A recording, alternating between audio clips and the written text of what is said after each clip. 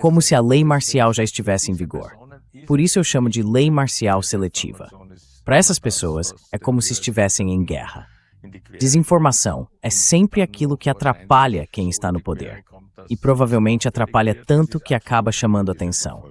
É uma perseguição política absoluta, sem nenhuma base legal. Com as sanções e também com todas essas medidas de censura, a base do entendimento democrático foi, na prática, corroída ou até já destruída. Preparação para a guerra e destruição do Estado de Direito. Duas faces da mesma moeda.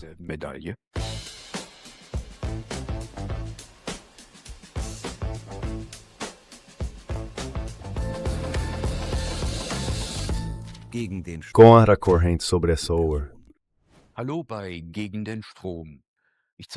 Olá, bem-vindo ao Contra a Corrente. Aqui eu mostro posições e perspectivas que a mídia de propaganda prefere esconder. A União Europeia diz que está defendendo a democracia, mas faz isso com medidas arbitrárias contra cidadãos inocentes que não seguem a sua narrativa. Ela impõe sanções, por exemplo, contra o ex-coronel suíço Jacques Baude, contra a ativista Nathalie Jump e contra o jornalista alemão Hussein Dolow.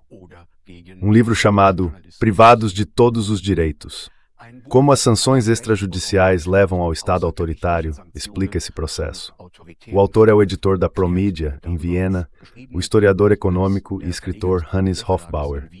Olá, obrigado por aceitar o convite. Sr. Hofbauer, o que acontece com Jacques Baude por causa dessas sanções? Was passiert mit Jacques Baude durch die Sanktionen? Wird festgesetzt, wird vollkommen entrechtet. Ele é detido, completamente privado de seus direitos, impedido de se mover. Seu patrimônio é bloqueado, congelado. Na verdade, é uma medida punitiva pré-moderna nos dias de hoje, que lembra regimes de punição extremos. Como o senhor caracterizaria isso?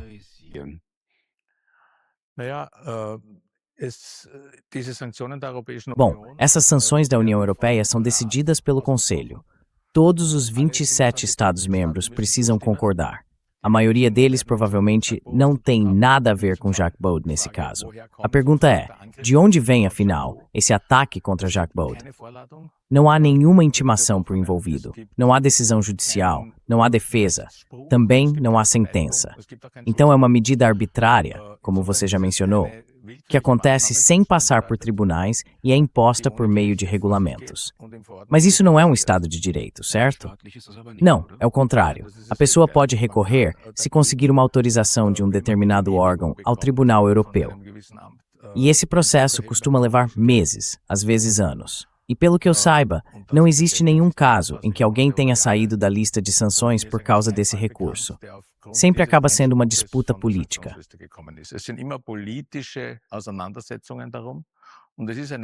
E é um ato político, ou melhor dizendo, um não ato político, e não uma questão jurídica. Então a ideia é contornar o Estado de Direito.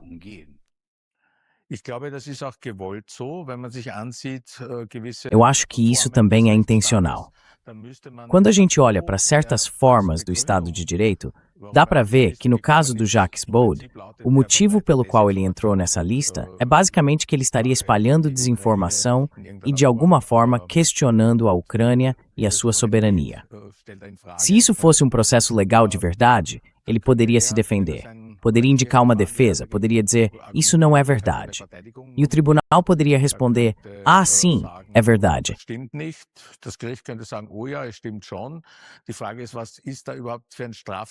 A questão é, que tipo de crime haveria aí, afinal?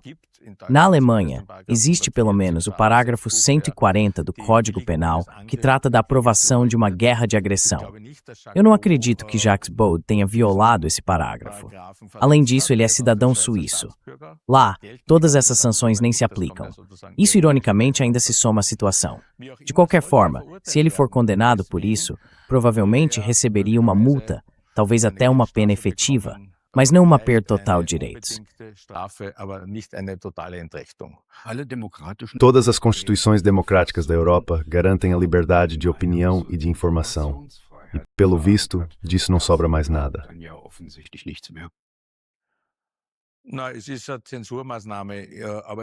É uma medida de censura, sim, mas é mais do que isso. Quando alguém censura um escritor, ou uma pessoa como Jacques Bode, que publica livros, pode ser que esses livros deixem de estar à venda ou só possam ser comprados de forma escondida. Mas aqui estamos falando de algo muito mais severo. Ele não pode se deslocar, teve o passaporte confiscado, não pode cruzar fronteiras e seus bens foram apreendidos. Isso é uma menção completamente definida de simples censurar o que o escreve. Beispielsweise Geschriebenes zu zensurieren.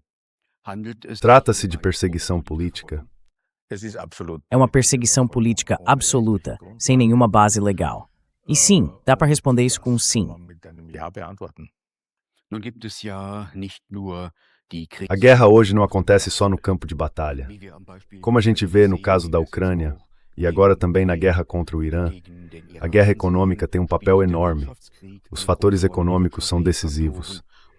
E a OTAN, em especial, também assumiu o chamado Guerra da Informação como uma de suas frentes. Guerra cognitiva. Esse regime de sanções tem alguma relação com essa forma de guerra da informação? mit Informationskriegsführung. Also dieses Sanktionsregime, das die Europäische Union aufgerollt Esse hat, regime de sanções que a União Europeia implementou faz parte da luta contra a Rússia. Ele existe desde março de 2014. As primeiras pessoas a serem sancionadas foram cidadãos russos e ucranianos. Entre eles, o presidente da Ucrânia na época, Viktor Yanukovych, já em março de 2014, e também o emissário russo, Sergei Glaziev, que interveio fortemente a favor do Kremlin contra os acordos de associação que deveriam aproximar a Ucrânia e outras ex-repúblicas soviéticas da União Europeia, e que depois do Maidan acabaram sendo firmados. Essas foram as primeiras vítimas desse regime de sanções. Elas vivem fora da União Europeia, não podem entrar no território europeu, e se tiverem bens aqui, esses bens são congelados. Mas, no geral, isso não representa um grande problema para cidadãos de países terceiros. Já é bem diferente para as pessoas que vivem aqui. Essas basicamente só conseguem lutar para sobreviver. im Prinzip nur mehr ums Überleben kämpfen. Ja. Que instrumentos, que ferramentas, inclusive de natureza jurídica, estão sendo usados por quem aplica as sanções? Ich würde die nicht juristisch nennen, diese Werkzeuge. Eu não chamaria essas ferramentas de jurídicas. Elas são puramente políticas. É um caminho por meio de regulamentos. E por esse caminho, hoje em dia, cerca de 2.700 pessoas e organizações, a maioria de origem russo-ucraniana, mas também muitas pessoas africanas, são atingidas. Com acusações como desinformação, minar a soberania da Ucrânia ou fazer investimentos errados em empresas russas, essas pessoas acabam, na prática, perdendo o direito de viver normalmente dentro da União Europeia. E como eu disse, se elas vivem fora da União Europeia, isso é doloroso. Mas se vivem dentro, é praticamente uma morte social.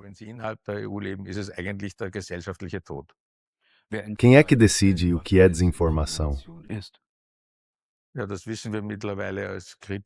Sim, hoje a gente já sabe disso, como observadores críticos desse meio. É um processo político. Desinformação é sempre aquilo que atrapalha quem está no poder.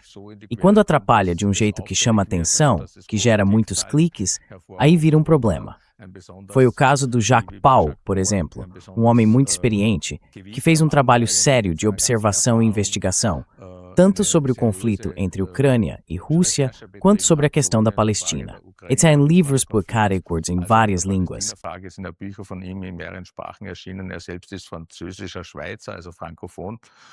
Ele é suíço-francês, ou seja, francófono. E nesse sentido, essa acusação de que ele espalha desinformação é puramente política, porque o que ele faz é publicar uma resposta àquilo que chamam de propaganda europeia. No fundo, trata-se de calar os críticos. Esse é um dos efeitos. A ideia é silenciar e também tirar direitos de quem critica. Além disso, querem espalhar medo entre todos que talvez concordem com a análise de Jacques Paul ou de outros. Algo como bata em um e assuste centenas ou milhares. Esse é o principal efeito que se quer alcançar com isso.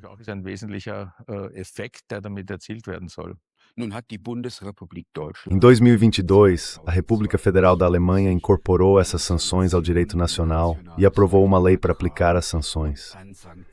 Com isso, uma medida de política externa se transforma, por assim dizer, em uma lei, ou seja, em direito e ordem. Exatamente. Esse é todo o processo que a União Europeia pretende. A União Europeia cria esses regulamentos e os Estados nacionais são responsáveis por colocá-los em prática. No seu livro, o senhor também descreve que os cidadãos têm a obrigação de comunicar às autoridades quando mantêm contato com alguém que está sujeito a sanções. São duas coisas. A primeira é a obrigação de declaração por parte da pessoa sancionada. Ou seja, ela precisa informar o que é dela. Isso não é nada simples, especialmente no caso de russos ricos, que têm meios para esconder seus bens. Por exemplo, um oligarca uzbek russo, Usmanov, não declarou sua coleção de arte e acabou sendo processado por violar as sanções. Pelo que eu sei, só há poucas semanas ficou decidido que ele pagaria uma multa de 10 milhões de dólares, mas ele continua jornalista. Essa é a obrigação individual.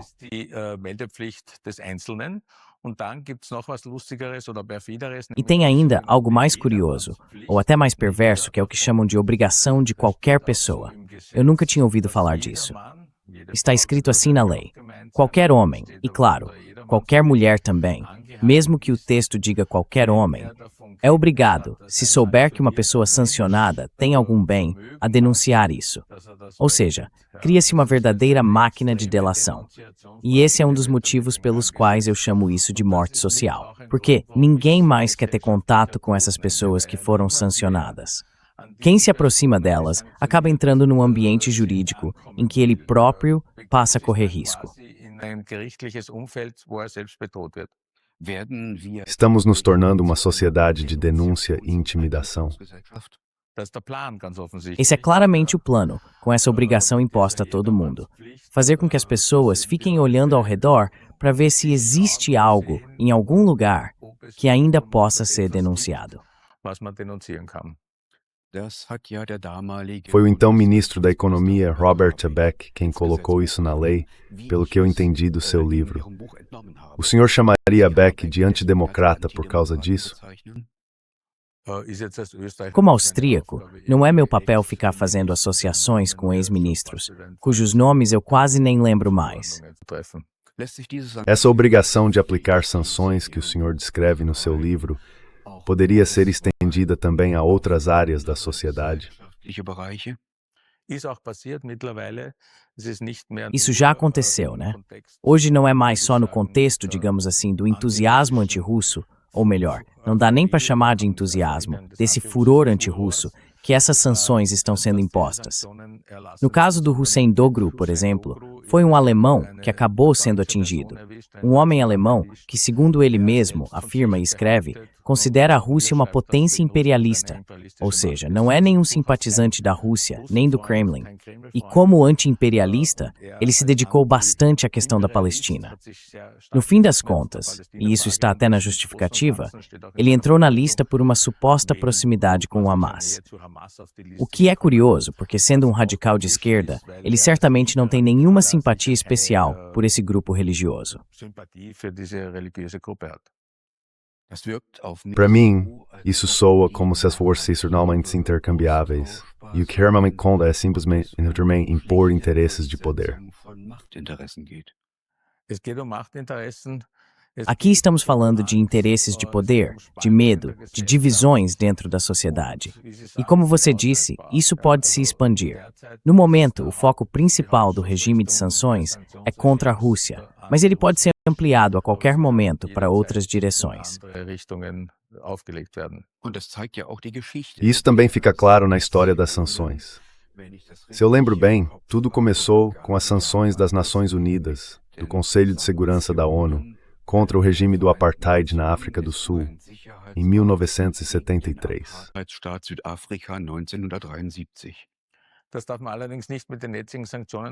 Mas não se deve confundir isso com as sanções atuais, porque as sanções de agora violam o direito internacional.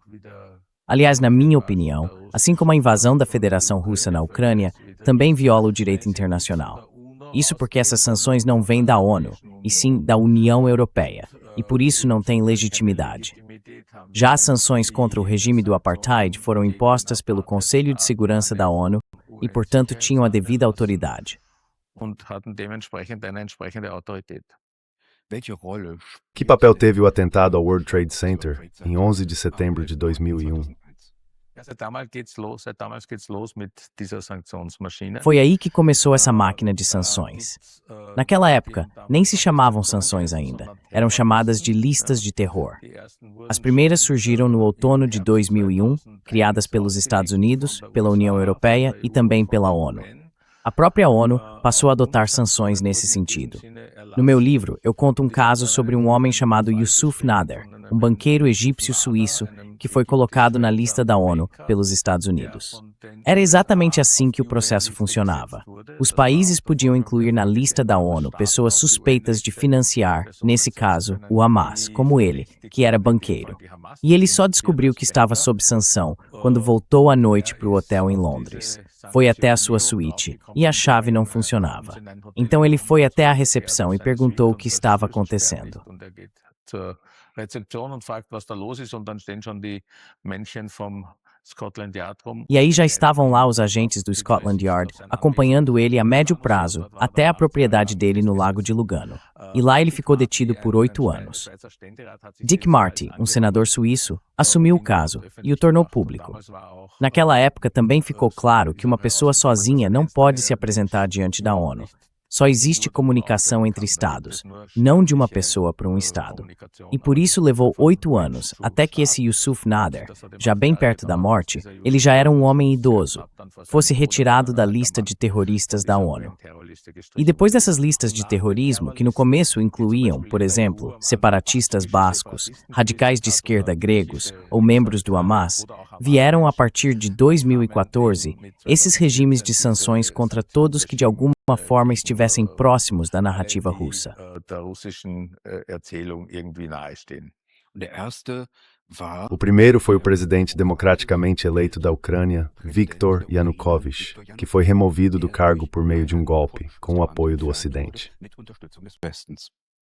Man hat die ganze gewählte ukrainische Führung. Toda a liderança eleita da Ucrânia, Nikolai Azarov, o primeiro-ministro, todos os ministros e muitos deputados do Partido das Regiões, que era próximo de Yanukovych, foi colocada nessa lista. A ideia era basicamente deslegitimar os representantes eleitos e abrir espaço para um novo governo, que na verdade chegou ao poder de forma inconstitucional. É interessante também falar sobre Yanukovych. Eu já encontrei outros exemplos parecidos. Ele recorreu dessa decisão no Tribunal Europeu, que é uma instância subordinada ao Tribunal de Justiça da União Europeia, e ganhou 2 vezes. O tribunal disse que não havia motivo para impedir esse homem de entrar na União Europeia, nem para confiscar seus bens. Mas isso não adiantou nada, porque a União Europeia continuou colocando o nome dele na lista seguinte, uma e outra vez. É um jogo de gato e rato que não pode ser resolvido por vias jurídicas, e sim apenas por meio das estruturas de poder político. Politische Machtstrukturen. Habe ich das richtig verstanden? Entendi direito? Os tribunais decidem que é ilegal colocar essa pessoa na lista de sanções e aí simplesmente mudam a lista e ela volta para lá de novo. Wieder drauf. Genau, ist auch Michael Friedman, Exato. O mesmo aconteceu com Mikhail Friedman, um oligarca israelense e russo. Já existem pelo menos meia dúzia, talvez mais, que entraram na justiça contra isso e ganharam a causa, mas sem nenhuma consequência adicional. weitere Konsequenzen. War der Maidan Foi o Maidan, em 2014, na Ucrânia, em Kiev, o acontecimento decisivo que levou à imposição dessas sanções contra a Rússia, que colocou o país no centro das atenções. Russland in den Fokus zu stellen. Sicher, das war sozusagen der Auslöser. Claro, isso foi, por assim dizer, o ponto de partida. Os primeiros sancionados já entraram nessa lista antes mesmo do referendo na Crimeia. Eles foram acusados de basicamente facilitar a separação da Crimeia e a reintegração da península à Federação Russa. E com o tempo, isso acabou atingindo cada vez mais pessoas. Eu encontrei um caso de um certo Denis Berezovsky, que era oficial da Marinha na Crimeia. E dentro das estruturas do Maidan, ele acabou se tornando o comandante supremo, o chefe da Marinha ucraniana.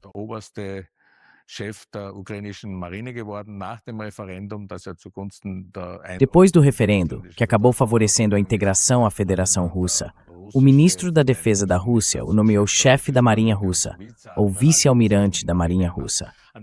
Esse exemplo mostra bem como as identidades mudam entre a ucraniana e a russa. E isso é compreensível, porque qualquer pessoa que já esteve na Crimeia sabe que lá se fala russo, se vive de forma russa, e que as pessoas talvez não tenham nada contra a Ucrânia em si, mas não quiseram acompanhar o vilão Uknala. E aos poucos as sanções vão sendo ampliadas cada vez mais. O ministro das Relações Exteriores da Rússia, Sergei Lavrov, passa a estar no centro das atenções, assim como os deputados da Duma. 350, acho eu. Todos aqueles que reconheceram a chamada República Popular de Donetsk como tal. Isso foi antes de a Rússia enviar o exército para a Ucrânia. E isso acaba atingindo cada vez mais os oligarcas russos. Muitos, muitos. E eu fico um pouco surpreso com o fato de a União Europeia ter feito isso, porque eu tento me colocar nessa situação, tentar entender o que eles realmente querem em Bruxelas. Eles querem colocar a Rússia de joelhos, arruiná-la, como disse a ex-ministra das Relações Exteriores da Alemanha. Mas nesse caso, eu apostaria mais em separar o capital, ou seja, os oligarcas, da política, ou seja, do Kremlin. Só que ao sancionar centenas de russos ricos, acabaram empurrando todos eles para os braços do Kremlin. Então, na verdade, do ponto de vista desses que impuseram as sanções, é uma forma bem pouco racional de agir. Pelo menos essa é a minha interpretação. Bom, o Putin disse em 2022, os oligarcas, os grandes empresários que investem na Rússia, podem ter certeza de que o dinheiro deles está seguro. Sim, agora eles estão de novo na Rússia, ou na Turquia, ou em Israel, ou atuando no mercado mundial, mas foram expulsos da União Europeia. E isso tem, por assim dizer, uma segunda lógica possível. Com isso, se livrou do capital russo como concorrente. E aqui a gente vê que não se trata de pessoas, também de dinheiro. Um dos capítulos do seu livro tem o título do congelamento ao roubo. O que exatamente isso quer dizer?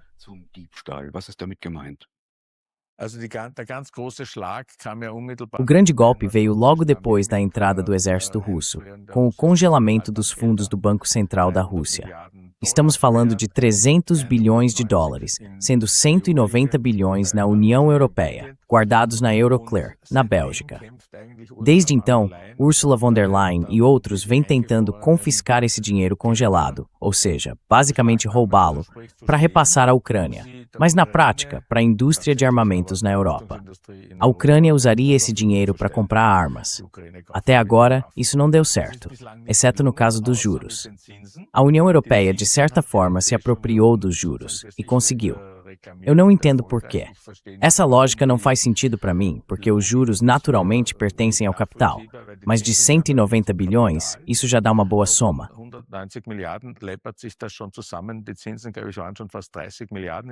Os juros, eu acho, já chegaram a quase 30 bilhões nos últimos anos, que foram dados à Ucrânia a partir dessa história do dinheiro do Banco Central russo. E o Banco Central Europeu foi pressionado pela von der Leyen, digamos assim, para participar disso, mas se recusou. A justificativa foi algo como a gente não quer se envolver com dinheiro roubado. E isso foi sensato, claro. Também porque se isso acontecesse, ou seja, se esses fundos do Banco Central russo fossem expropriados, ninguém mais com muito dinheiro teria interesse em investir na Europa. Porque aí o sujeito sabe exatamente, o príncipe saudita pensa, amanhã pode ser comigo. Ou o banqueiro central de esquerda do México diz, então eu também não vou colocar meu dinheiro lá. Seria uma quebra extrema, até no sentido capitalista.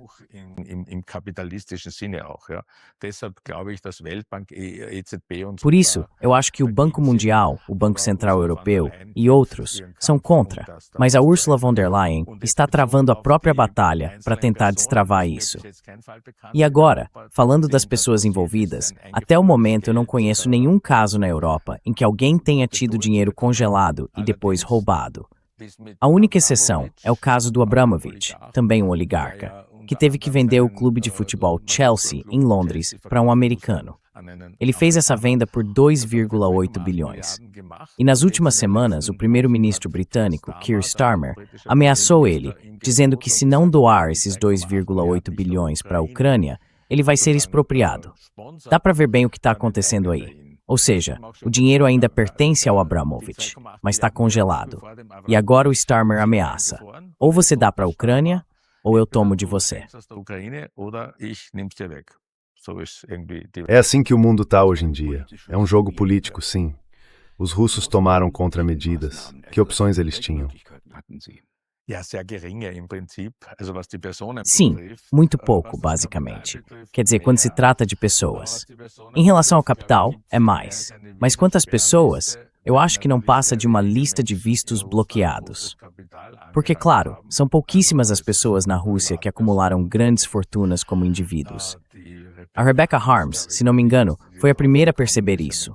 Uma deputada verde que viajou para Moscou ou para São Petersburgo e acabou não conseguindo entrar no país. Mas com o capital é diferente. Aí sim a Rússia adotou uma postura bem mais dura.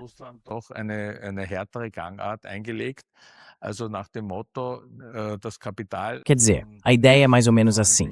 O capital de países que não são considerados amigos, ou seja, de proprietários desses países, não pode simplesmente sair do país. Não há repatriação de lucros. Existem impostos próprios e pareceres que garantem que esse capital continue sob domínio russo. Não é que pertence à Rússia, mas também não está livre para ser movimentado. Eu acho que o maior banco estrangeiro que ainda opera na Rússia é o Raiffeisen, da Áustria, o Raiffeisen International. E ele já acumulou lá quase uma quantia de bilhões de 2 dígitos e não consegue tirar esse dinheiro de lá. Putin diz que a Federação Russa vai reagir de forma simétrica a essas sanções. E foi exatamente isso que ele fez. Nesse sentido, sim. No que diz respeito à parte econômica, ao capital, sim. Mas quando se trata de pessoas, não. Acho que não passa de um punhado, talvez algumas dezenas de pessoas, que estão com restrição de visto. Não é algo de grande importância. Por outro lado, como você já mencionou, Lavrov, Putin e muitos outros estão na lista de sanções. E isso, claro, tem o efeito de mostrar que a União Europeia está dizendo com essas pessoas, nós não queremos negociar, porque elas não podem entrar na União Europeia, ou só podem com uma autorização especial. É um sinal bem claro de que a União Europeia está, de certa forma, indicando a intenção de promover uma mudança de regime na Rússia. Isso provavelmente não é bem assim. Essa é a questão. Os russos também estão recorrendo a tribunais internacionais contra as sanções e o congelamento de seus bens no exterior. Especialistas dizem que eles têm boas chances. Como o senhor avalia isso?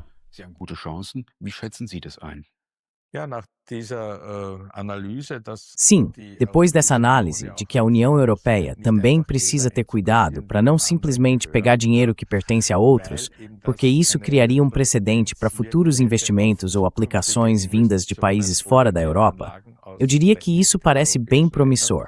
Ou pelo menos, no sentido de que os valores congelados, de um lado, podem ser contrariados por outras decisões arbitrais, e talvez daí surja algum tipo de compensação ou troca.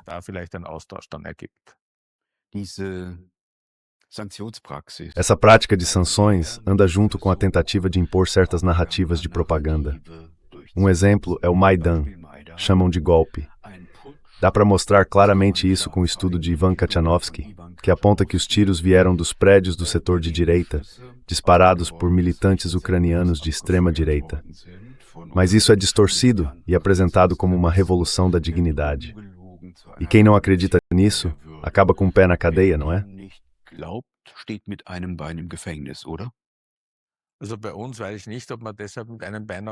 Olha, eu não sei se aqui a gente estaria com o pé na cadeia por dizer isso, mas eu consideraria o Maidan inconstitucional.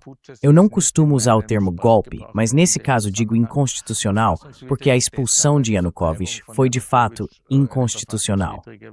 Ele não foi destituído do cargo de acordo com as regras da Ucrânia. Essas regras previam, por exemplo, que um certo número de parlamentares da Verkhovna Rada, o parlamento, estivesse presente para votar a destituição.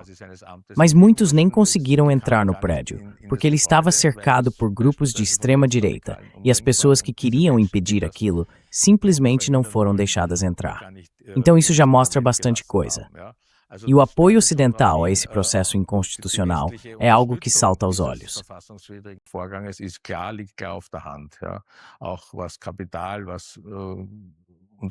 Também no que diz respeito a capital, a apoio financeiro e logístico. Eu mesmo estive muitas vezes na Ucrânia antes disso e conversei com pessoas que, por exemplo, trabalhavam na Open Society, ou seja, na Fundação Soros, e contavam com orgulho a um jornalista ocidental. Na época eu era um jornalista ocidental, agora sou apenas um publicista ocidental. Eles contavam com orgulho que tinham recebido todas as informações e equipamentos técnicos vindos do Ocidente, da própria Soros e também de fundações americanas. Ou seja, eles receberam muitos, mas muitos recursos do Ocidente. E tudo isso já vinha acontecendo antes, desde a Revolução Laranja, 10 anos antes, com o objetivo de provocar essa mudança de regime.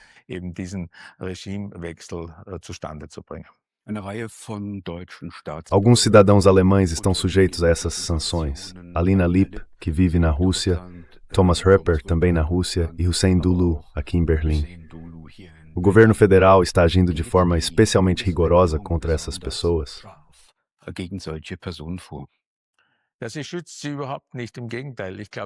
Ela não os protege em nada, pelo contrário.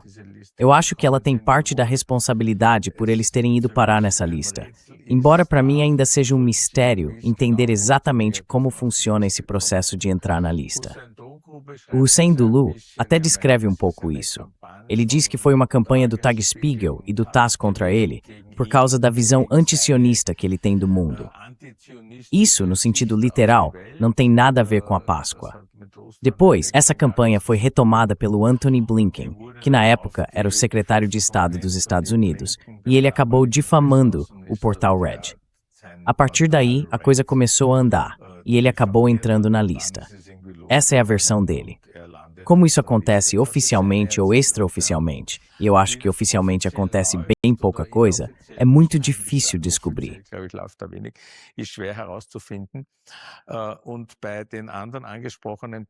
E sobre os outros alemães mencionados, também não está claro para mim. A Alina Lipp e o Thomas Höper são, claro, vozes importantes no espaço de língua alemã, que se colocam contra a narrativa dominante e destacam o lado pró-Rússia. Mas eu não consigo imaginar que algum jornalista ou observador de mídia da Espanha, de Portugal, da Itália ou de qualquer outro país tenha ouvido falar dessas pessoas. Assim como nós também nunca tínhamos ouvido falar de Xavier Moreau. Ele é, por assim dizer, o equivalente francês do Thomas Höper. Também vive na Rússia e também entrou nessa lista. Então, onde exatamente está o problema? E como essas pessoas acabam nessas listas? Isso seria um estudo interessante. Mas para descobrir, provavelmente seria preciso invadir esses escritórios em Bruxelas e procurar os documentos para ver como tudo aconteceu. O que você está descrevendo parece um jogo de troca de passes entre os governos nacionais e Bruxelas. Quer dizer, alguém num governo nacional tem uma ideia, passa a bola para Bruxelas, e lá eles podem então impor as medidas.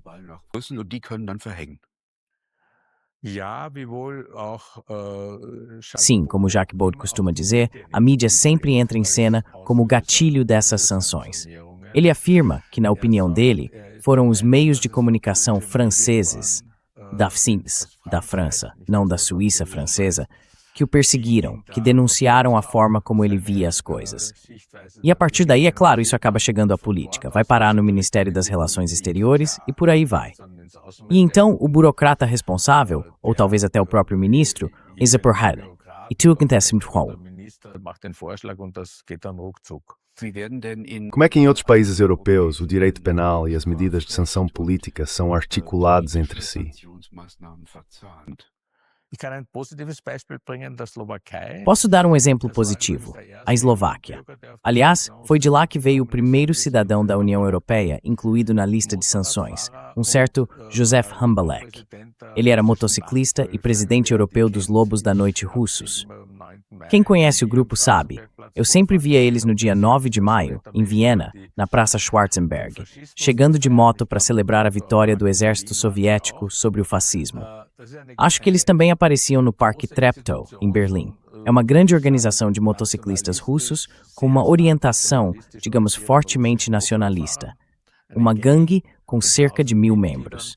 E esse Hambalek era o representante europeu deles. Todo o grupo dos Lobos da Noite acabou entrando na lista, e de repente havia também um europeu da União Europeia incluído.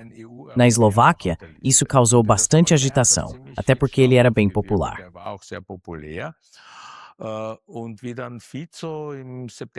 E quando o Fico chegou ao poder, em setembro de 2023, com o partido dele, o Smer, um cara de esquerda, mas com uma linha nacional soberanista, ele assumiu o caso Hambalek.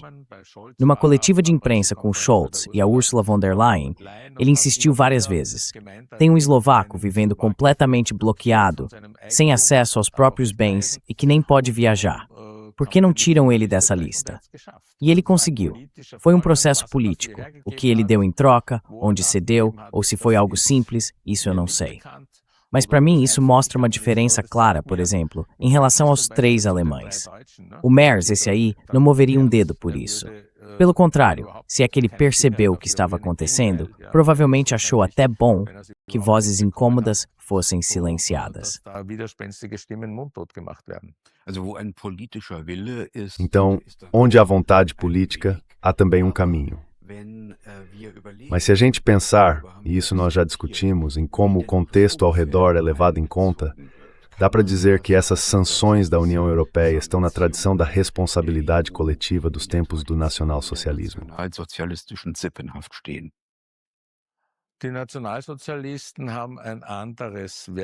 Os nacionalsocialistas usaram outro instrumento, que eu também descrevo no meu livro, a retirada da cidadania. Isso, claro, teve o efeito de fazer com que as pessoas perdessem seus bens. Estava incluído no fato de perderem a cidadania. E isso foi feito em massa. A primeira lista dessas retiradas de cidadania do regime nazista parece praticamente um quem é quem dos escritores alemães. Leon Feuchtwanger está lá, Heinrich Mann, Thomas Mann e muitos outros. E isso acabou sendo fatal para milhares de pessoas. Ou elas já estavam fora do país, ou conseguiram fugir.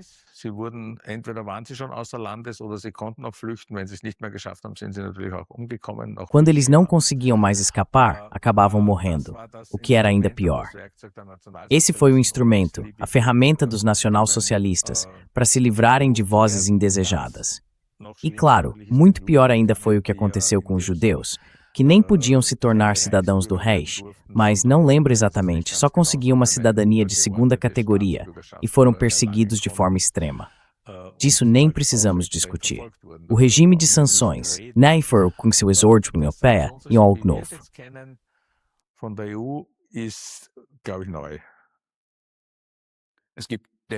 Mesmo assim, existem linhas de tradição. A expulsão de cidadãos, os regimes de sanções na primeira modernidade, por exemplo, a proscrição do Império contra Martinho Lutero.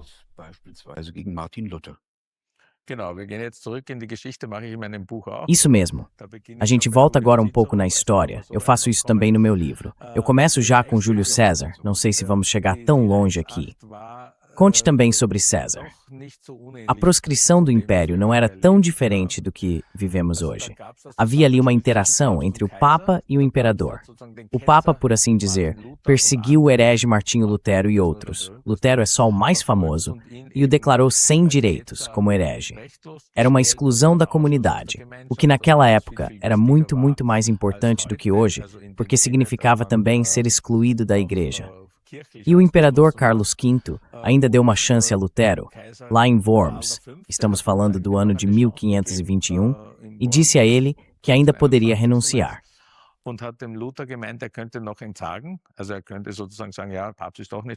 Ele poderia, por assim dizer, ter dito, bom, o Papa também não é tão ruim assim, e eu me enganei com a minha opinião protestante, com a minha oposição.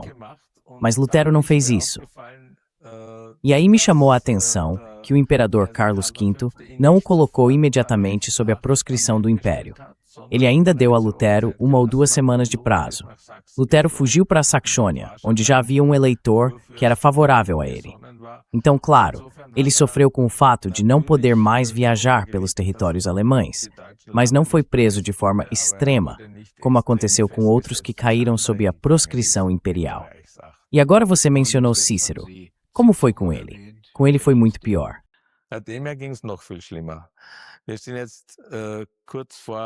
Estamos agora ali por volta dos anos 40 antes da nossa era. Naquela época, em Roma Antiga, como se costuma dizer, o navio da República estava virando para a monarquia. Otaviano queria ser proclamado imperador, e acabou fazendo isso. Tornou-se o imperador Augusto. Os republicanos, com destaque para Cícero, que era um orador poderoso, se opuseram fortemente a isso, fizeram campanha contra e levantaram uma verdadeira tempestade política. Então Otaviano mandou publicar listas de proscrição. Basicamente, listas de pessoas marcadas. Quem entrava nelas perdia todos os bens e podia ser morto sem punição. E foi o que aconteceu com Cícero. Ele tentou fugir para o norte da África, mas acabou sendo capturado por seus perseguidores num porto italiano e foi executado.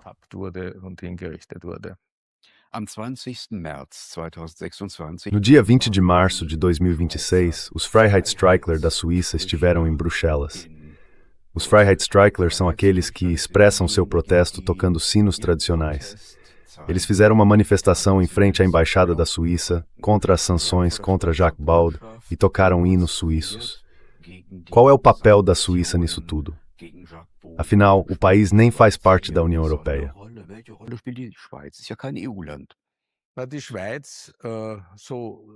A Suíça, por mais lenta que possa parecer nas suas ações, é bem diferente.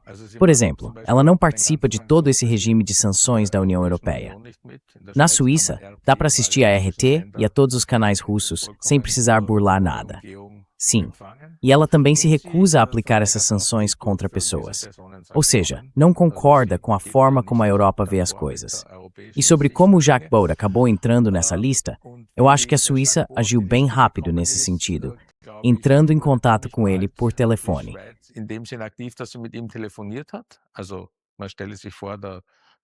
Então imagine só, o Togo liga para o Merz, ou algum ministro das Relações Exteriores. Impossível. Mas foi isso que aconteceu lá. E aí, mais ou menos 2 semanas depois que o Baud entrou na lista, a embaixadora da Suíça, junto à União Europeia, enviou uma carta de protesto. O tom era diplomático, nada agressivo, mas a carta trazia 2 pontos importantes. Primeiro, a questão de que se trata de liberdade de expressão, que está sendo limitada. E segundo, a acusação de que nem sequer houve um processo judicial.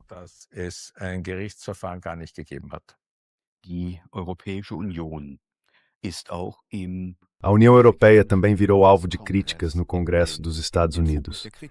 Lá circula um relatório de 150 páginas que acusa a União Europeia de ter manipulado 8 eleições dentro do próprio bloco, de restringir fortemente a liberdade de expressão e ainda de obrigar as grandes empresas de tecnologia a manipular a divulgação de informações. Isso se encaixa num quadro mais amplo de guerra ideológica? Passt das in ein Gesamtbild ideologischer Kriegsführung? Com certeza, porque nós temos o Digital Services Act, que trata exatamente disso. Antes disso, já tínhamos na Alemanha a Lei de Aplicação da Rede, que foi praticamente o modelo para esse Digital Services Act. E essas são medidas de censura, principalmente contra a mídia digital, mas não só. Isso se encaixa perfeitamente nesse contexto. A diferença é que as sanções agora são uma forma de coerção muito mais dura do que simplesmente proibir indivíduos. O senhor chama essas sanções de uma espécie de lei de guerra seletiva. O que exatamente quer dizer com isso?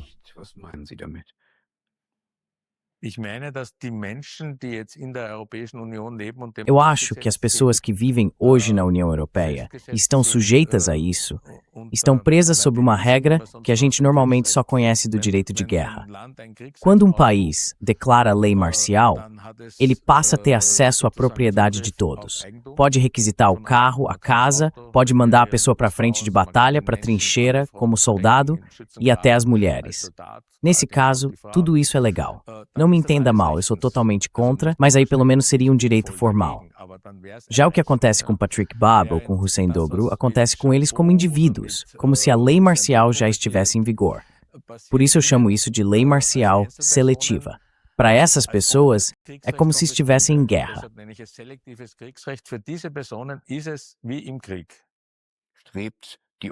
A União Europeia está querendo uma guerra? Espero que não. Essas sanções seguem a destruição da democracia e está se abrindo o caminho para um novo regime autoritário.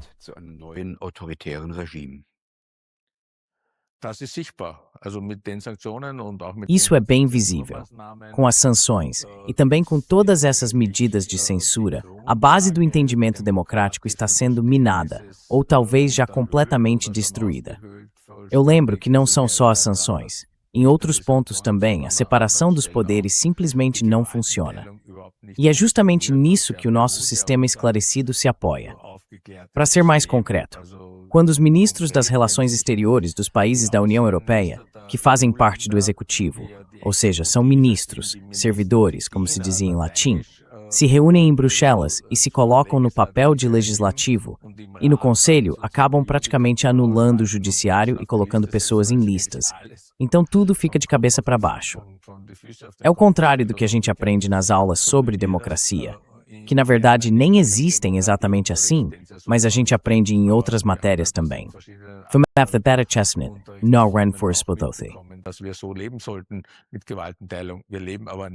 Mas a gente já não vive mais assim. Preparar-se para a guerra e destruir o Estado de Direito são duas faces da mesma moeda? Provavelmente são atores diferentes, mas eles agem lado a lado. E eu também vejo a política de sanções que está em vigor agora como parte da luta da União Europeia contra a Rússia. Isso transforma a União Europeia numa despotia antidemocrática de fomentadores de guerra? Despotismo é um termo que eu pessoalmente não usaria. Por isso prefiro dizer Estado autoritário. Acho que despotismo é algo um pouco mais extremo e espero que a gente não precise usar essa palavra no futuro. Mas é claro que existe a possibilidade de caminhar nessa direção, porque ainda há forças contrárias atuando. Não dá para ignorar que as coisas não acontecem de forma totalmente tranquila. A gente teve, felizmente, e acho que com a sua orientação, aquela ação de solidariedade com o Patrick Bab, que recebeu muitas assinaturas. E também tivemos outras ações de solidariedade em apoio a ele. Por exemplo,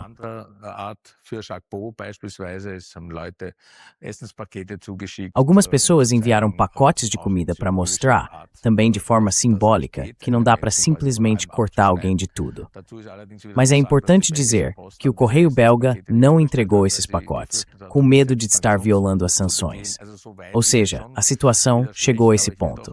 Mesmo assim, eu quero falar de um lado um pouco mais positivo. As pessoas que sabem do que está acontecendo, e claro, não são muitas, porque um dos instrumentos de poder é justamente o silêncio sobre esses escândalos, especialmente o silêncio da mídia. Essas pessoas estão indignadas. Estão tentando fazer alguma coisa.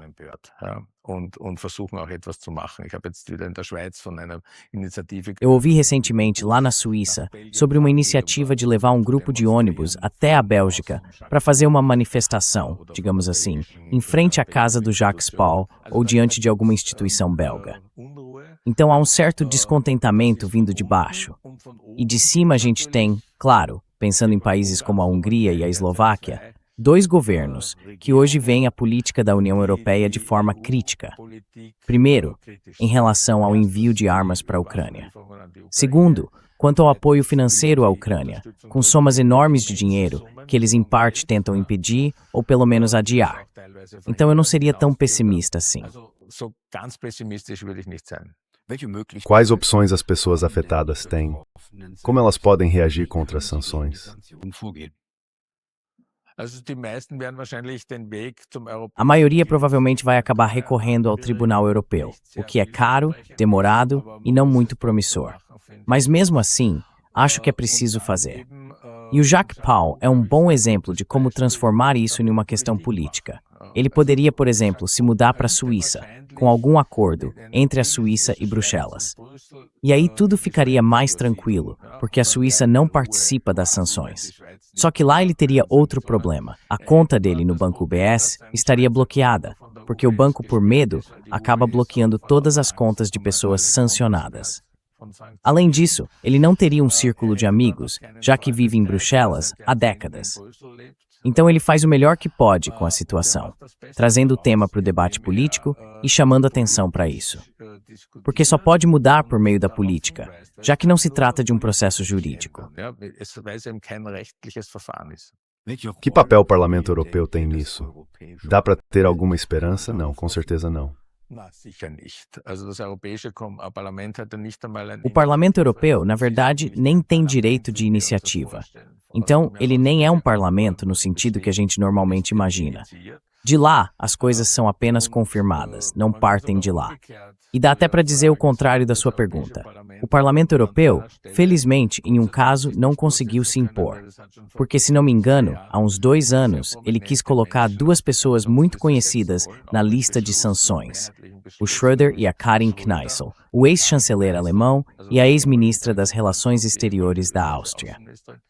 Mas o Conselho e a Comissão não deram ouvidos, porque ainda tiveram um pouco de bom senso, digamos assim, para não colocar políticos de alto escalão da Alemanha e da Áustria numa lista de sanções. Se a gente pensar em quantos defensores da guerra, ou até mesmo fomentadores da guerra, estão sentados no Parlamento Europeu, o senhor assinaria a frase de Karl Kraus que diz: o parlamentarismo é a caserna da prostituição política?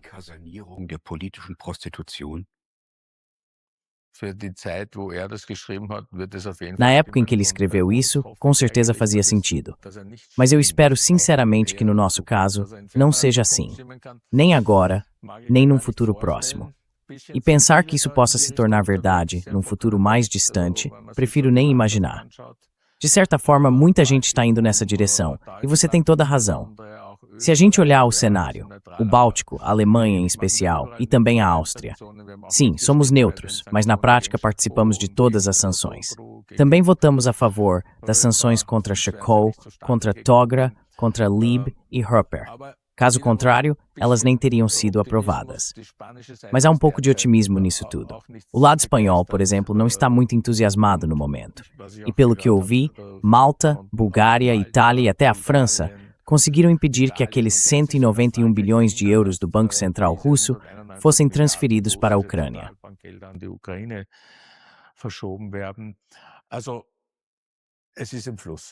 As coisas estão em movimento. Como o senhor explica a falta de um debate sociopolítico, a ausência de protestos públicos contra essa prática de sanções extralegais?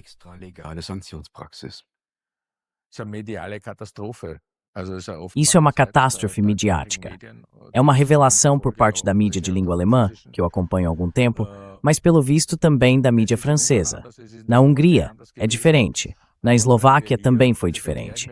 Mas vamos ficar aqui no nosso caso. Eu explico isso pelo fato de que, claramente, houve uma espécie de alinhamento extremo no mainstream da mídia nos últimos 15, 20 anos. É algo inimaginável. Contra isso, claro, existem formatos como este aqui, ou alguns veículos impressos, como o Intergrund e outros, que ainda resistem. Então, sim, há vozes contrárias. Mas também chama atenção que, por exemplo, as associações de jornalistas não se manifestam no caso do BAB. Pelo contrário, provavelmente até há concordância. Ou seja, uma completa falta de solidariedade. Isso não é uma explicação, é uma constatação. A pergunta que deveríamos fazer é: por que isso aconteceu? E o que o sindicato tem a ver com isso, já que também não move um dedo? É uma observação, um fato.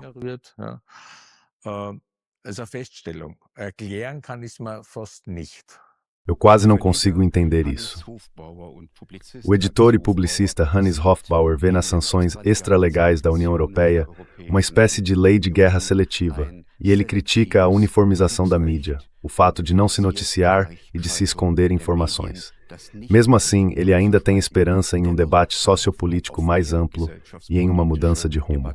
Muito obrigado por isso. Aqui no programa Contra a Corrente, mostramos posições e perspectivas que a mídia de propaganda prefere. Die Propagandamedien verschweigen.